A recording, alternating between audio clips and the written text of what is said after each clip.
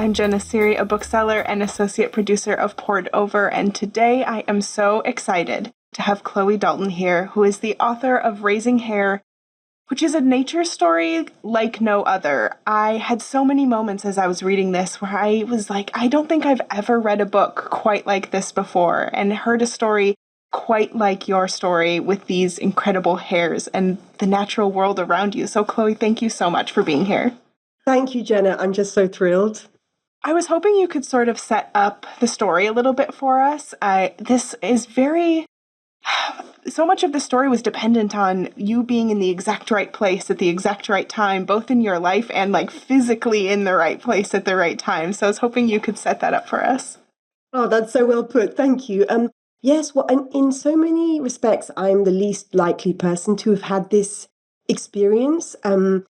Before the hair came into my life, my entire life revolved around living in the centre of London and travelling overseas constantly for my work. I worked as a political and foreign policy advisor. My gaze was permanently overseas, thinking about the next crisis and conflict, and I had a particular focus on war and what war does to women and women's rights. So what happened is, in common with everybody listening, I'm sure, along came the pandemic and lockdown and totally changed everybody's plans and lives. And I found myself living in a small converted barn in the north of England, in the middle of nowhere, so that I could be near my parents because I was worried about them. And one day when I was out on a walk, really just feeling a bit down about life, thinking, when am I going to get back to what I considered to be normal, barely aware of the landscape around me, I came across a baby hare, a leveret, as we call them, that had been chased by a dog and separated from its mother.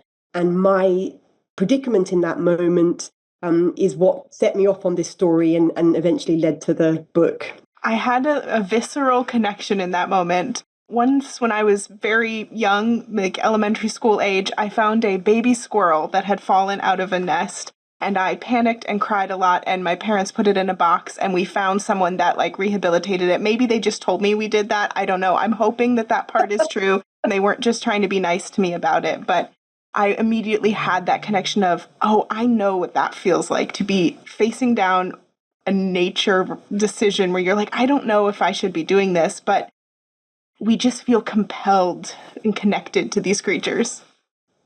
Well, yes, you're absolutely right. There's so many things that are interesting about what you just said, including the fact that this is all, somehow these moments bring us back to our childhoods. Like, many people, I had a really strong interest in and connection to animals when I was a child, but all of that somehow was sort of put behind me as if it was a childish stage in life, and I was a serious woman, a career woman, or, wanting to be taken seriously and focusing on kind of big ideas and big issues. And I found myself in this moment, and my immediate instinct was to leave the creature. I had enough memory of my childhood to know that you shouldn't interfere with an animal in the wild. But I describe in the book the particular circumstances that made me realize after a period of time, 4 or 5 hours, that actually this animal might be totally alone and very, very vulnerable. So I decided to intervene. But the extraordinary thing for me was that I had never seen a hare, living or dead.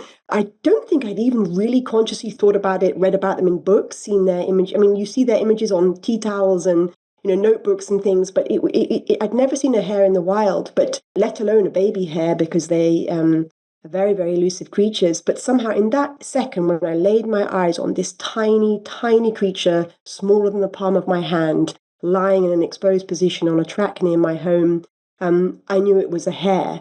And I felt that it was different. It was different to rabbits I'd seen, rabbits I'd had as pets when I was a child. This was a very, very wild creature and somehow a very, striking moment. It stopped me in my tracks. I do think that it's very interesting to wonder, like you were saying, hares do not have a huge impact on our cultural, day-to-day existence. We're so much more familiar with other, even, squirrels and raccoons and, these things. You see people rehabilitating them and keeping them as pets, or at least in the United States, I see people with raccoons as pets, which I think is wild and would love one. But you don't see hares. You don't see some of these other more, like you said, elusive creatures. They are very prey driven. They hide. They live a life that is so separate from being in contact with humans. I imagine in that moment just the sheer wonder of being like, what do I do now? Yes, you're absolutely right on your wider point about our lack of understanding of hares. In Britain, you know, on one hand, they're sort of loved when it comes to children's stories and the idea of hares. But on the other hand, they're actually really quite persecuted. They are treated as pests by a lot of people, something that you should shoot, get rid of, not want to have on your land. The numbers have declined dramatically in Britain over the last century by as much as 85%. We sort of think we know it, but we don't know it. And I actually came to the conclusion during this experience, and particularly writing the book, that it's almost a sort of stigmatized creature. And in a way, the fact that it persists, it survives somehow, despite all the things that we've done to its habitat and to the animals themselves, it is almost like a symbol of our relationship with the wild in general and the need for a better balance. But obviously, all of these thoughts were long into the future when I stood there in that moment and I saw this creature. And when I eventually made the decision to take it in, I had this idea that I was going to return it as soon as night fell. I marked the place where I found it. I thought to myself, there's a chance its mother will still be alive. If it can just get through the day and avoid being hit by a car or taken by predators, I can put it exactly back where I found it. I made a point of not touching it. I kind of wrapped it in grass. I avoided trying to transfer my scent onto it. But I was told by a conservationist who I rang, you know, that forget about it, this is not going to work. He thought the mother was probably dead in any case. And he said that even if she were alive, she would reject it. So what kind of precipitated this story for me was realizing that I had, for better or worse, intervened in the life of this creature, and I was determined that it wasn't going to die on my hands, because obviously that really often happens when you end up trying to raise wild creatures, particularly if you're not a vet or a specialist and haven't been trained in it. And I was told that the hare would die. I was told, like, to my face, you know, quite bluntly, that would be the most likely outcome. And I knew I was very badly equipped for it. I didn't have pets in my life at this stage, but I was determined to try to work out how to care for this little sort of very vulnerable, very fragile creature. And I describe in the book those early days when I didn't really know what I was doing, but I was trying to work out, you know, both what the animal needed and how to give it what it needed. And there were some very humorous moments, but right from the beginning, it was just the most enthralling, captivating, joyful experience.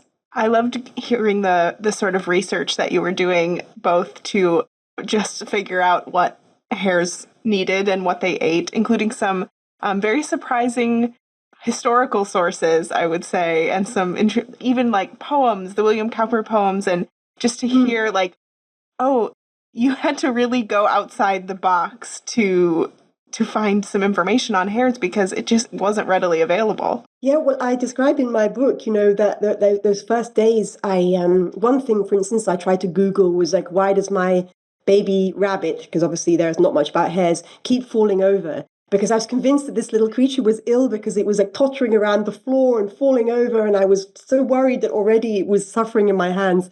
But of course, it turned out that it was just young and not strong enough to sort of hold itself up on its very, very small paws. But so I started out, as we all do, you know, with the internet and struggled to find information about hares. And then because of that, I began ordering up books. And in a way, it's such a blessing with hindsight, because it was locked down, I wasn't allowed to leave the house. I didn't do what I probably would have done in normal circumstances, which was to give the creature to somebody else. Someone would have suggested taking it to a shelter, and I would have felt that was the responsible thing to do.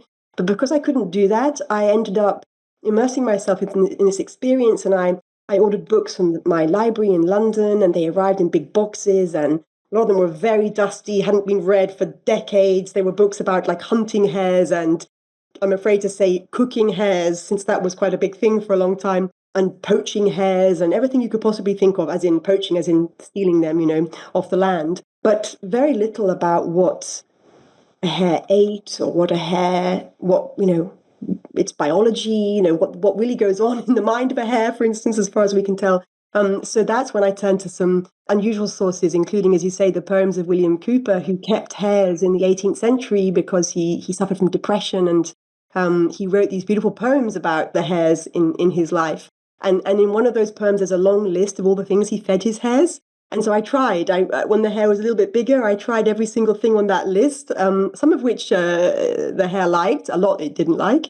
But it turned out that it absolutely loved dry porridge oats. And I got that recommendation from Cooper. So don't discount poetry.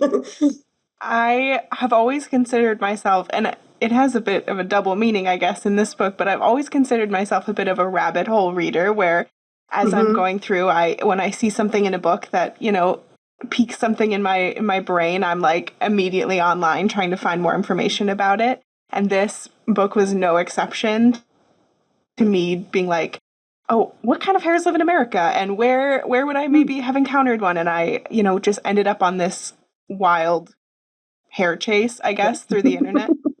But also, I think so much of your book that I found interesting and wondering your research project or your research process was for nature as a whole or ecology as a whole. It really seems like you invested in not just what, was in front of you with these creatures, but really as the nature around you as well. Well, you're absolutely right, because one of the pivot around which the story turns is the fact that I had this very strong instinct from the very beginning that I didn't want to cage the leveret or imprison it in any kind of way, and that my job was to prepare it to return to the wild. So as a result, I describe in the book the rather unusual living arrangements I adopted in order for this little hare to feel completely home and comfortable and free. And there's a moment quite early on where when the hare is 4 months old, it learnt to leap the garden wall.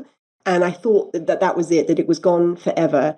And instead it chose to return. And it was the fact of having given this animal its freedom and not interfered with its freedom that seemed to give it the trust to feel like it could come and go from the wild. And anyway, so once that happened, and I was observing this creature not only in my home, but also watching it go into the wild, I found my gaze literally traveling. And I think this is what happens to lots of us. You start with one small interest in nature, something in your garden or something in your community that you see around you, and asking questions about it leads to more questions and more discoveries. And the thing that I have discovered for myself, and it's not an original observation, it's just the fact that nature is there for all of us, and my enjoyment of it doesn't diminish yours. And whenever you find it, that moment in your life that you want to embrace nature, it's there, it's waiting, it's forgiving, it's resilient. And so I did. I went on, I kind of laughed at myself because I felt this overwhelming sense of joy and wonder, which is not a common emotion in life, really. Particularly if you work in the world of politics, as I did. But I was amazed by what I was learning and by what I was seeing and what this creature was doing. And so I describe in the book these kind of very unscientific process that I go on of just learning about nature, including attempt at one point to learn about rainbows. I would see something, I would see outside, and I would think like, what am I seeing? What is grass? It sounds ridiculous, but I was asking myself those questions. Some of the subjects were easy to get my head around, and some were beyond me. And I remember reading this book about like the mathematics of rainbows and the science of rainbows. And after the introduction, I was lost. So I was like, that's my limit. But yet, so that was one sort of route I didn't go down. But yet there were so many things that I learned, and it got me outdoors, and all those things that your parents say to you when you're growing up turn out to be true. And for me, the vehicle for learning about it was all the perspective of this very, very small creature, even just to the extent of like thinking about the landscape from the perspective of a hare, at the level of a hare's gaze, what they see and what the world must look like and feel like to them. So yes, so first through books and observation, and then following my feet and following this animal and trying to understand what I was seeing in what would really be quite a commonplace, part of the north of England. There's nothing incredibly dramatic. We're not talking about mountains or huge rivers or the kind of landscape that lots of your listeners probably live surrounded by. But in this small corner of England, I found so much interest, and it really did transform my understanding, as you say, not just of one animal, but its place in the ecosystem. One of my favorite sort of lines from the book is you say, I loved having a reason to change habits. And I loved having that really struck me, that this one change that seems maybe daunting in some ways, but very small in others, to just say, okay, I'm taking care of this creature. And the willingness and readiness you had to just open your life to that and say, yeah, we're going to do whatever it takes for this to work. I think many people crave things like that. They crave something to really give them the opportunity to open their eyes to so much. I think you're so right, Jenna. And I think we're sometimes prisoners of our habits, even the habits we're most attached to. Or I certainly found that to be the case. For me, I had a view of myself and how I lived my life and what my future was going to be, and an idea of what I liked to do.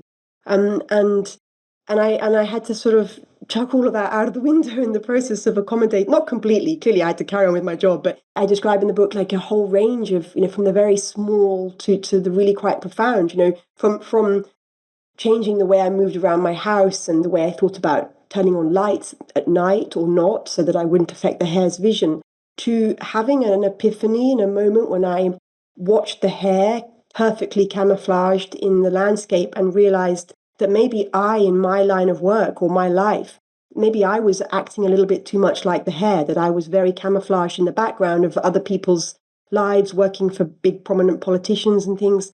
So it really, changing the habits opened up my way of thinking about myself, and I realized that I loved it. I loved having this opportunity to rethink who I was in a sort of, not in a kind of, I don't know how to put it, like in a light-hearted way, because it was just happening naturally and organically, because there was this charming, beautiful, fascinating animal at the heart of it all, and because it was so improbable, that starting to tell people that I had this little hare in my house while I was doing my job. I worried at the beginning I wouldn't be taken seriously because I was supposed to be this serious person who worked in politics, and so yeah, it's a long answer to a short question, but it's true. I think having a reason to change our habits can be so liberating, and it definitely was for me. I loved hearing you navigate telling certain people and to allow that conversation, because I do think it's interesting, and it does go back to what you said before, that a lot of times people think nature is only for certain people. If you are a nature person, or if you're, there's personalities that are better suited to it than others, or it's something for when you're younger, you can play outside, and then at a certain point in our life, you cannot do that anymore. And I just think that's, I think that should change. I don't know. That doesn't seem right to me when I'm like, okay, but why can't we all go outside and enjoy it? Yes, it's true. I think there's that sort of cult of showing how seriously you take what you do and your persona. And maybe as a woman in the world of politics, I probably felt and no one had ever said this to me. It was just a feeling that I had, that maybe I wouldn't be taken so seriously if I was too emotional. All those sort of stereotypes and things that sometimes get thrown at us when we're women in the workplace. And I did realize, again, it wasn't because anyone said anything to me. It was more my realization that I could, as you say, have this in my life and enjoy it and learn from it, and it not in any kind of way detract the other part of my life. In fact, it could enrich it. And it was partly because it was the pandemic and people were going through a tough time. It turned out to be this thing that was a point of connection with my friends and colleagues all over the world. After, as months would go past, they would be so invested in this story, and I'd be able to tell them about this extraordinary thing that had happened. And there are some amazing moments in this story where this creature, because she trusts me, does the most incredible things. And in fact, I just revealed while we're talking, there's a point in the story when I work out that she's a she, but I won't give it away, but it might be fairly obvious. And so it was for not just for me, but for a lot of people in my life. It became this thing that we all enjoyed and participated in different ways. And the beauty of it is that I wasn't raising like a leopard, or a raccoon, as you say, it was just this ostensibly commonplace, not particularly special animal, which turns out to be incredibly special and incredibly precious and absolutely fascinating. And there was a review of my book in a UK newspaper. It was very nice and complimentary. But the opening paragraph that was written by this woman who clearly spent her whole life in the city like me, she said something like, you might think that hares are just ugly rabbits, but it turns out that they're not. And I was like, this is the point. We don't really know much about them, but actually, if there can be that much beauty and interest in an animal that we don't even consider to be that special, well, how much more is there that we still have to discover? And how much, is there for us all to enjoy in the nature that still remains to us? I think it's important to connect to what is directly around us. I think that it's very easy and exciting to think about, I don't know, the most interesting animal you can imagine, or, the coral reefs, these things that are like so wondrous and magical. And that is super important and incredible to connect to as well. But sometimes I have to remind myself that, like, even though I do live in a city, I can see trees, I can see animals. Sometimes they're pigeons and I am afraid of them, but sometimes there's other lovely things as well. And to really find what is around us and what we directly interact with and how do we affect those things, and maybe how can we make changes to be a little kinder to our natural neighbors. Oh, you put it so well. And I definitely have seen that in my life. At a certain point in the story, and I have to return to work and split my time, make these short trips away from the Hare and then worry about it and come back to it. But during those absences, I found myself noticing nature in the most extraordinary places, even sort of under flyovers by enormous roundabouts in situations that just seem so unpromising. And then you suddenly see there's a little bird that's somehow building a nest and surviving in that environment. And it does deepen your respect for nature, and it can be such an incredible source of pleasure. And I freely admit it, I may not be very, I don't know, normal in this regard, but I really focused so much on humans. It was as if in my line of work, it was really I shouldn't sort of put animals up on the same level with humans in terms of the relative importance of issues, or that's how I thought of it. But actually, it's not true at all. We're all animals. And our happiness and well-being is so much more connected than I had certainly realized. And I find my life now just so much richer because I've acquired belatedly that extra perspective. So it's never too late. If I can have this sort of this transformation, then it's certainly never too late for anybody else. But probably most people are ahead of me. I felt so much of the beauty of nature in this book, but this book also stressed me out a little bit. There are lots of moments where you are confronted with how frightening nature can be as well, and how unpredictable. And I think sometimes that is what prevents people from really engaging in the same way as well, is that there aren't the predictabilities that we come to expect with the way human society works sometimes. Nature is going to do what it's going to do, and sometimes even if we intervene, there's nothing we can do to stop certain things. Yes, but then there's also a beauty to it. This Hare, she's always been free, and that means that she comes and goes in the wild, and the wild is full of dangers. And I became conscious of the dangers. And initially, my instinct, like it always is for us humans, was to think, how could I protect the Hare against, stoats or ermine, as you might call them, and hawks of various description, and foxes and farming vehicles. And of course, I really quickly realized that I couldn't, although I describe in the book a few incidents when I tried to get between the Hare and various predators. But of course, I can't sustain that. And I realized in the process that actually, these animals have this incredible dignity because they do survive. They are so alert. They do, I don't know, they have these senses that maybe even, well, in many cases are much more sophisticated than ours. So the intensity of the relationship and the experience comes from the fact that it is shorter.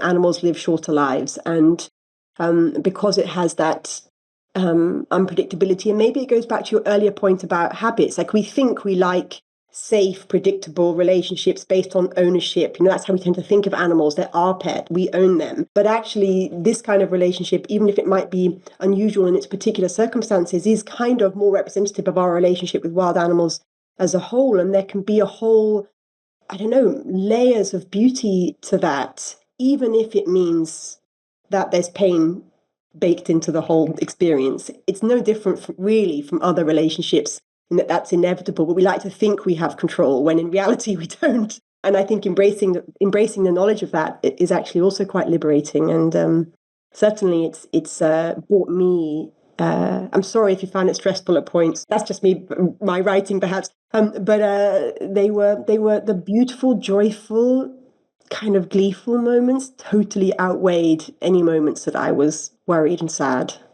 I think that even though there were moments where I was worried, that just enhances the beauty and the moments of freedom, because you know that there's risk and that there's a cost, but there's also all these wonderful moments as well. And I love what you say about the hare not being a pet, because I think that that's a really important distinction, that so often when you're like, oh, they've, so-and-so's rescued a wild animal, and then that animal, and sometimes for good reason, is just never able to go back. There's, sort of a intrinsic sadness in that for me, that even when, there's no way for a creature to be reintroduced to the wild safely, that's always the goal, the hope, the idea of it running off and living its life out there. And even if it's short, even if you never see it again, just that freedom is really wonderful.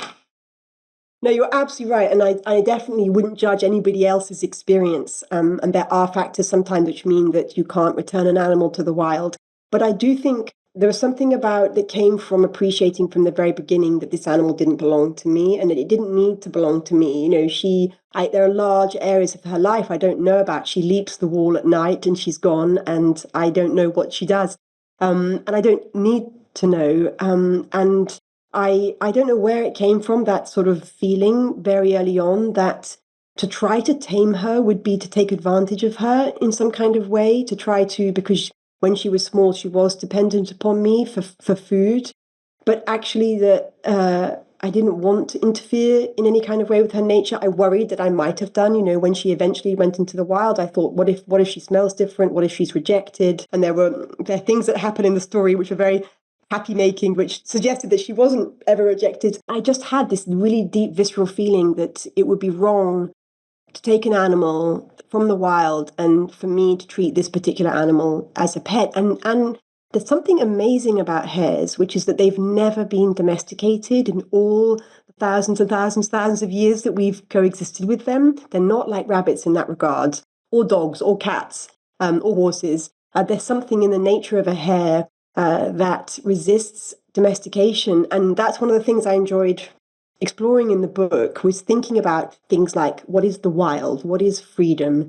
What do we really need as humans? And what would it mean for the animals in our life to be as free as they possibly can be? And the sort of, again, the contrast between those thoughts and this little creature just really sort of stretched my heart in so many ways that I hope come across in the reading of the book. And I think I was quite lucky because I wrote this book with the hare sleeping alongside me, my desk, when I was writing. One of her favorite places to sleep is just on the step of my office. And she comes and goes freely. And so I was able to look at her and think about her. And that gave the really kind of joyful feeling, because it wasn't written after the event. It was written with the story unfolding and not knowing what was going to happen next. But because she was free and wild, I got to experience so many things I could never have imagined and that I loved sharing with readers. And this, I said before, it's a story like no other. I mean, you may actually be having a unique experience with a hare that has been not had by a human before, which I love to imagine that you might be a trailblazer here with the hares. I don't know. I know that there are lots of people who have raised hares. There are lots of vets who probably do this all the time, people in shelters who may even have much more knowledge than me about hares. I think what I was very lucky to experience was this unique situation, perhaps, of the hare choosing to return of her own free will, and not only to return, and not to return because she needed to eat.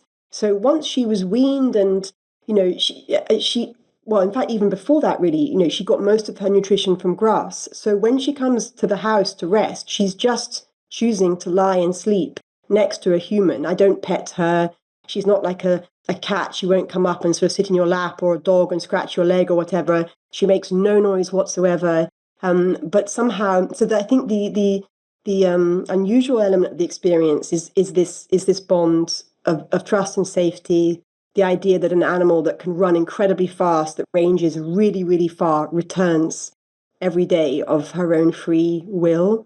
And I've done nothing special to warrant that experience. It is a gift from nature. If it can happen to me, it can really happen to anybody, because you'll see from the book that the beginning in particular, I was absolutely clueless about how to go about this and what this animal really was. So that's for me the beauty of the experience, is that I'm not a zoologist or a scientist and had no special knowledge or expertise, but somehow ended up in this situation that has given me so much. And that, as trite as it might sound, I loved the experience of writing the book because I wanted other people to read about it and to know that it could happen to them too. And that, and in the way that I know it has happened with other people and other kind of species, but maybe this is slightly unusual because it's a hare.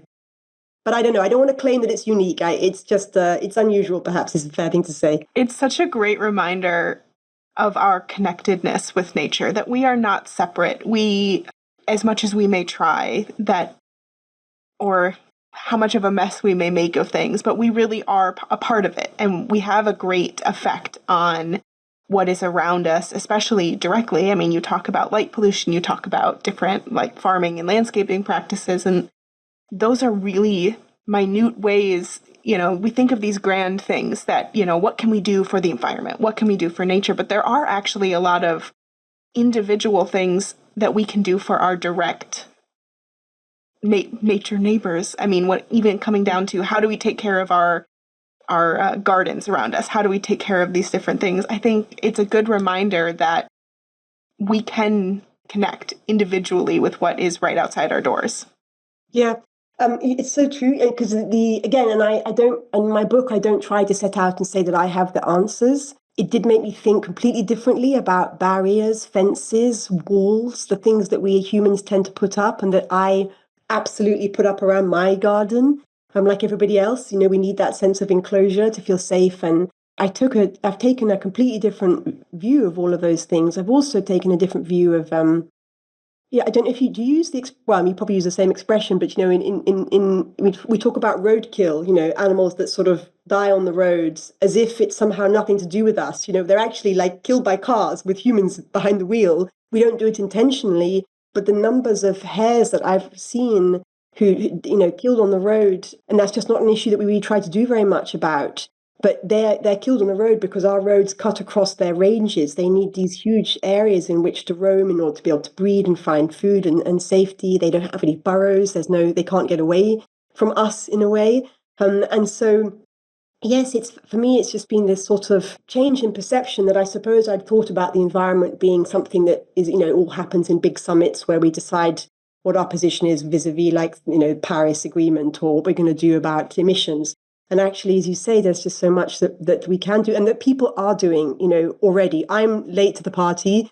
I've really enjoyed, as a result of writing this book, you know, meeting people who are doing so much, learning that there are experts in almost everything you can think of, from how to sort of make your garden more friendly for nature and how to plant hedges in a way that are good for animals. That's a big thing in Britain because a lot of the hedges were ripped out. And to see that there are so many people doing extraordinary things and that it's not beyond our power as individuals, and that we all benefit. That's the other thing, you know, that these small adjustments make huge changes. And I came to the conclusion that, again, because I thought about conservation as being about like big, special, rare animals, that it turns out in my mind that an environment that is better for a small, fragile prey animal like a hare is actually better for all species and for all of us. So I'm so grateful. I sometimes think, what if I'd never had this experience? What kind of person would I have been and remained? And then also by extension, what else should I be open to? I think that's the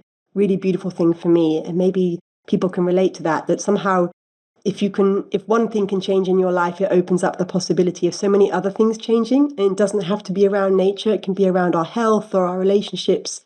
And I certainly have that feeling like a stone has been thrown in the pond of my life and the ripples are just widening.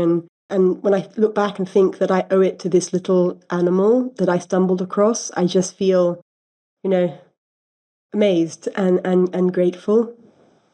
And that's what I wanted to share with people in the writing of the book. And the pacing of life can be so different.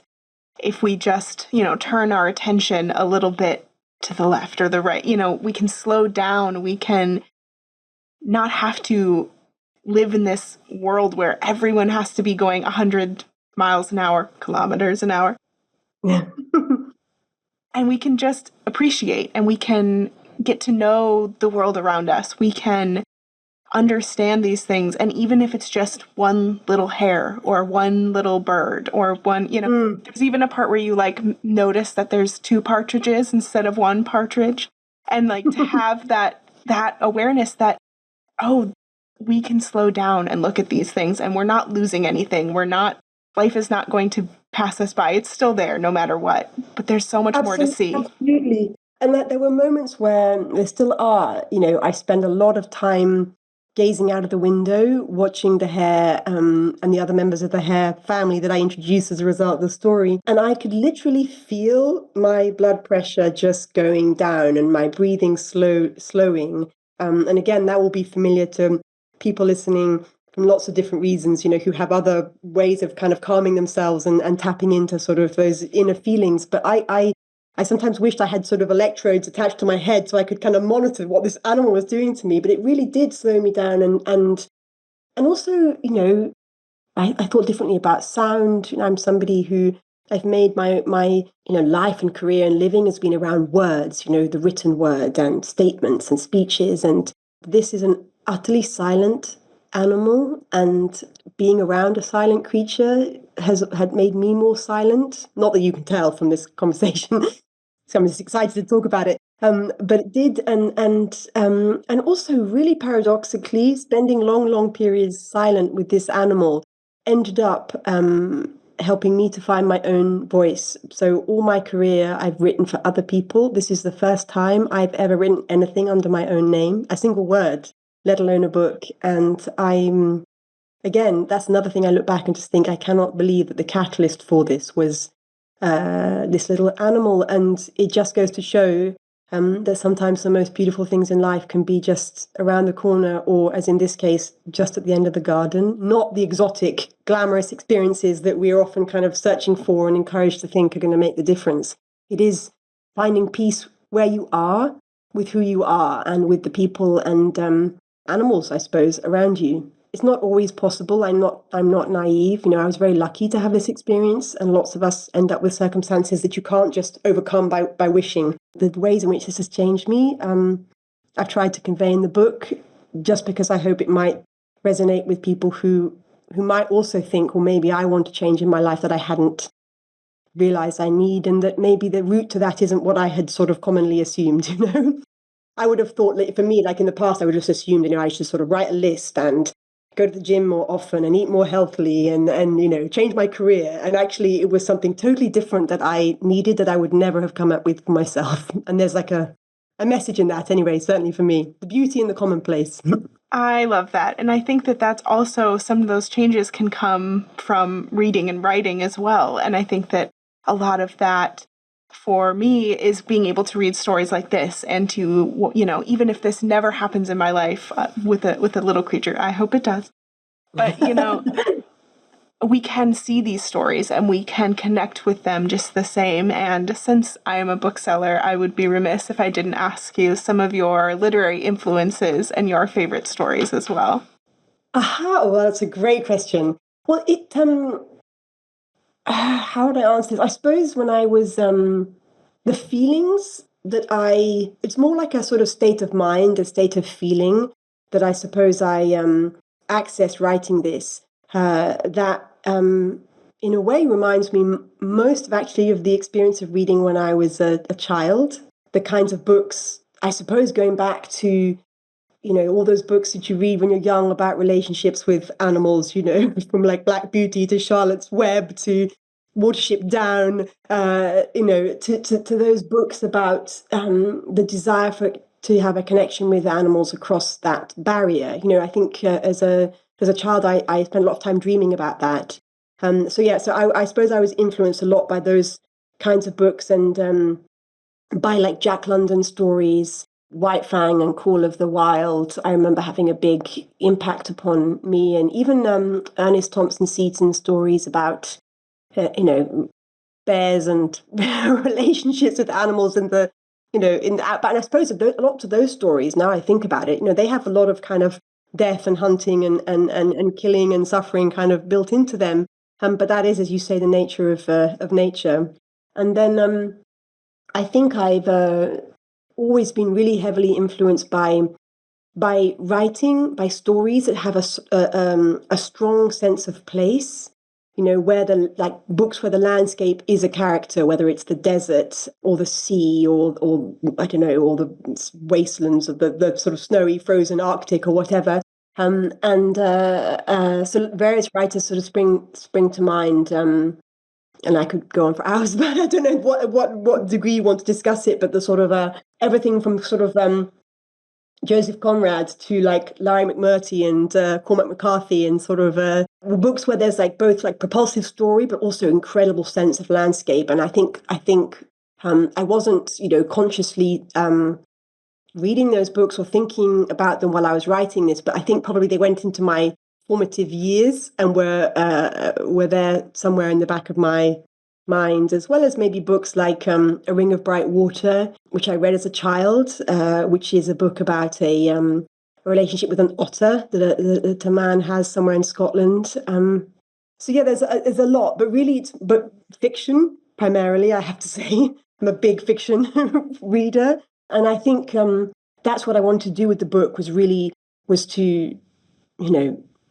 write it as a story, not a kind of I don't know, think piece necessarily, but like this is what happened, and because it felt very exciting while it was happening to me, even if it's that excitement that's rooted in a small experience in which you can see so much of human nature and human experience reflected. So yeah, anyway, I'd love to hear, we can go back and forth on this if you wish. Well, I just think it is interesting to hear about that love for the sense of place, because I really felt that in your writing. The descriptions of the land, it's not somewhere that I'm very familiar with, and like you said, maybe doesn't seem exotic or so majestic or wonderful, and yet I was like, oh, I wish I was there. Like I was like, I wish I could see it. I wish I could see the grass and it was like I was there. I knew it, and I think a lot of that writing, that's what sets us off on that pace, is to be able to really feel like you're there. Yes, no, it is a beautiful spot. And then I read a lot of poetry growing up. I love poetry. I love the combination of economy of words and intense emotion and very visually evocative language, but with with restraint. That's what I tried, again, not really sort of consciously, but I think I tried with this book to make the descriptions, whether of the landscape or my emotion, sparing enough that there's room for the reader. I don't say where it is, partly because I don't want to bring down harm on the hares. I feel, having been given this incredible gift, I know, I couldn't forgive myself if it resulted in any harm to the hare population. And there are people who hunt hares legally in Britain as in other places. But also because I wanted it to have that feeling that it could be anywhere. And that's, I think, what I loved about lots of the things I read as a child. They felt like it could be you, and and therefore you have this sort of sense of wonder combined with it being accessible. So I think poetry is another big influence on me in terms of how I think about landscape. Again, ranging from the classics, from Wordsworth all the way to Wendell Berry. I really enjoy his poetry as well as his prose about nature in America. So yes, that's another layer of the of the influences, I think.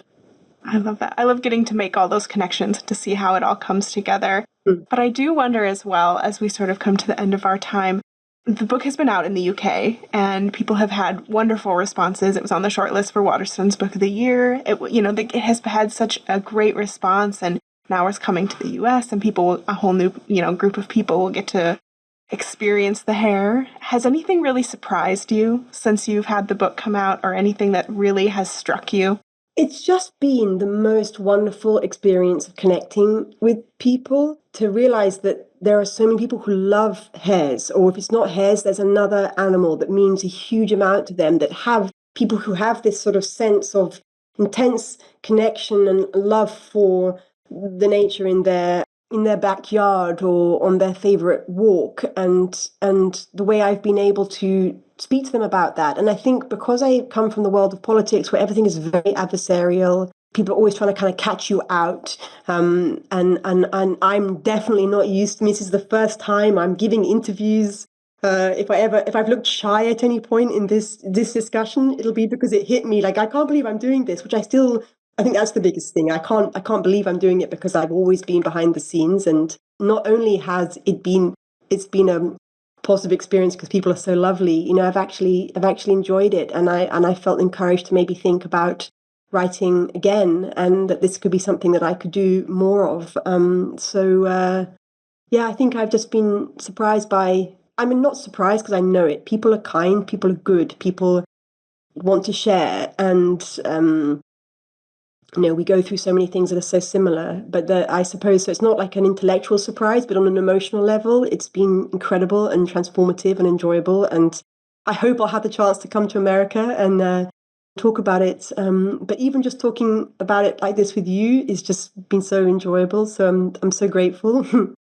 And we'll see. Maybe we'll see how it does. And as you said at the beginning, there are hares. Like, you have 3 species of hares in America, whereas we have just we have a couple in Britain. But so I want to come just for that, to see if I can find some way of seeing your elusive hares and broadening my understanding of nature through doing that.